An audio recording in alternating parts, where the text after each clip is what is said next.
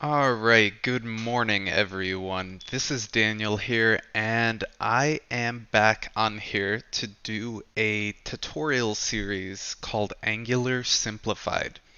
And so the goal of this series is to essentially solidify your fundamentals within the Angular framework. So I'm going to give you a little bit more detail in future slides regarding what some of the differences are between my Angular Simplified series or with a typical course you might find on Udemy or Pluralsight, besides it being absolutely free. But I will talk to you about those very, very soon. So before we get started on that, I want to give you a bit of an introduction on Angular itself. So here are some of the what you need to knows. Angular is an open source web application framework led by Google. And one thing that I don't want you to do is confuse anything Angular 2 and up with Angular JS. That's a completely different framework. We're not going to worry about that. The syntax is not the same. So we're not going to think about that. Angular itself is used for building large and complex web applications. And I'm going to give you some more detail in some of the future slides about why it's good for these complex web apps.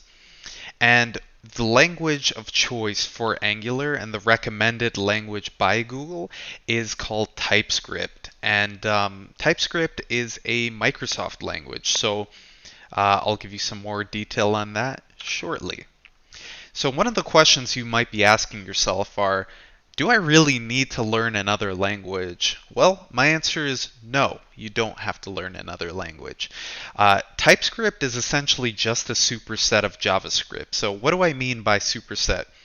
TypeScript is statically typed. So when you think about other languages that require you to declare your variables as strings or ints or you name it, TypeScript is the same thing.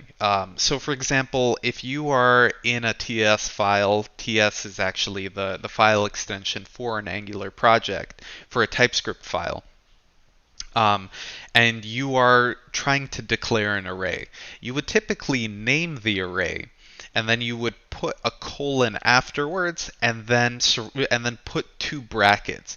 That will let TypeScript know that you are declaring an array. If it's a string, you're going to just write string. If it's an int, you're going to write int. You probably get the picture.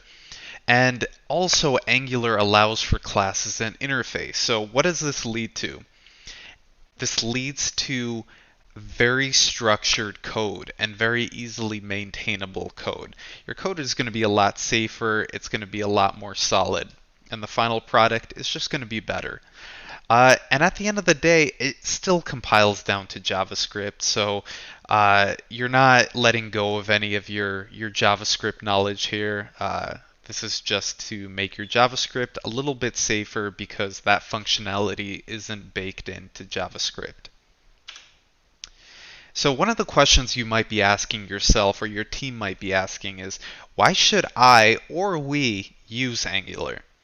So one thing that I like to tell people is that Angular is a component-driven framework. So when you're thinking about some of these newer frameworks or libraries, they're very modular. The idea is that you can reuse some of your previously written code and follow dry principles. So if you haven't heard of dry, it just means do not repeat yourself. So when you don't have to build another header, you don't have to build another header. You can reuse the component where you made your header. Or if you want to create a component that has a footer or a component that has certain page details, you're doing that so that you can reuse that code later on. And it also, going back to another point I made, is it makes your code way more maintainable, which is important when you're working with large teams and large applications because there's a lot of different moving parts. You've probably run into issues where your team is running into merge conflicts because you're working on the same files. Well, the cool thing about Angular is if you're pulling in different components, you don't have to be working on the same files. You can, if you're delegating your team properly, you have a lot less stress when it comes to getting that code merged in. So it scales incredibly well. It's great for large teams. Your projects are well structured, and future maintenance is overall simplified because it's easier to find what you're looking for. You're not dealing with a lot of spaghetti code. Um, and testing your components and services is a lot easier as well because you know what you're looking for, you know what you're testing, your markup is split up from your functional code, and overall the process is going to be much cleaner. So, do you have to worry about versioning with Angular? And my answer is not quite. Versions are typically very stable because you get two major releases per year. That's probably why you see the Angular numbers increment so often. We get two major releases per year, and each major release typically has 1 to 3 minor releases. So what that means is you get different types of fixes spread out. But the nice thing about the two major releases that we get is that they're each supported for 18 months.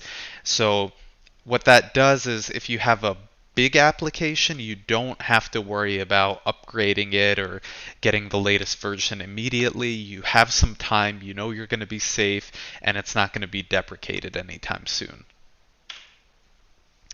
So, what's the goal of my series here?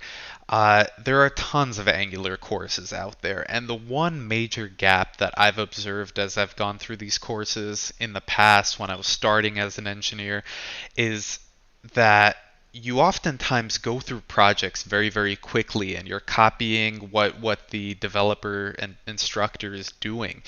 And that's not a great way to learn. It shows you what you can do with your project and you know what to look for in the future. But my goal with this course is to really solidify your foundation with Angular. I want to make it so that you can go into a future project and you can understand what's going on. You know what to look for. You know why things are structured the way they are. What this course will do for you is give you a solid foundation for when you're going into future courses for Angular projects, or even if you're starting a new client project or a personal project, you know what's going on. And that's my goal here. This is a good starting point. Are we going to cover testing in this series? My answer is yes, and we are going to be learning something called Jasmine, which is a BDD framework.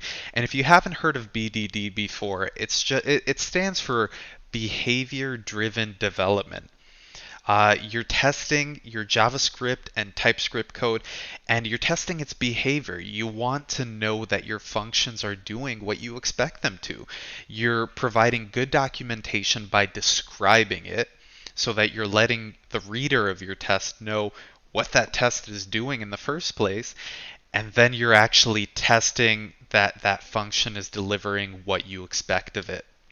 And we're going to be doing this for TypeScript because TypeScript is recommended for Angular. And what I like about Jasmine is the syntax is very clean, it's very intuitive, and with a little bit of walkthrough, you're going to understand what's going on and you will be testing a lot of your code. This is great for employment. I know a lot of employers are looking for well-tested code, and you're going to understand what your project is doing at the end of the day, and that's the most important part. So what's my video release schedule? I'm setting a goal for myself to put out 2 of these videos per week, and each one you're going to learn something new. And I'm going to keep them very short because I want to keep you interested.